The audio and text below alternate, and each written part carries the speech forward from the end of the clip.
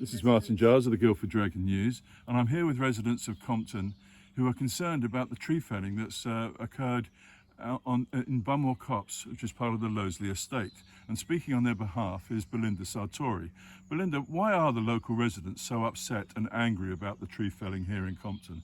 Well, Martin, I think it's impossible to convey the scale of loss here. It's not just these logs you see behind me. There's logs like this the whole way up the road, but more importantly, just up there is the most beautiful ancient woodland that was last month covered in bluebells that have been totally destroyed by Loseley Park and their contractors. And it is home to amazing species. It's the wrong time of year anyway to do this, with nesting birds, animals having babies, but it's also a woodland with amazingly ecologically significant and important plant species and animals. Are all the residents in Compton upset about this? Well, we had a parish council meeting on Wednesday evening, which was attended by about 50 people, and it was the main topic of conversation, because I think for the Compton community, this was really the living, breathing heart. I myself have walked in this wood twice a day for 22 years, and most people feel a real sense of attachment to this woodland area. But Loseley are the landowners here, and they properly applied to the Forestry Commission for a licence. They're acting legitimately, aren't they?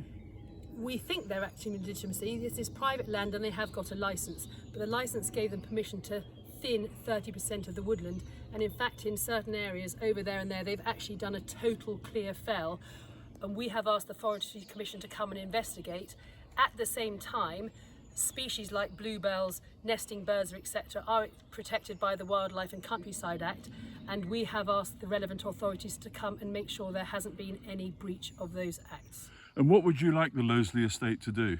What we would have liked them to do is have more dialogue with the community. I personally, when I knew they were targeting this bluebell area, went to Alexander Moore-Molyneux, who runs the estate, and said, I have an alternative route where you don't have to destroy this central section of the bluebell woods that is so precious to so many people, and he declined to do that. And other local estates have done a much better job of working with the community and environmental agencies to protect really important, significant, ecologically viable habitats in the UK, which are dying very fast. And it is just shocking to us that there is no legal framework that private landowners can seem to do whatever they want. And if Loseley don't do what you ask?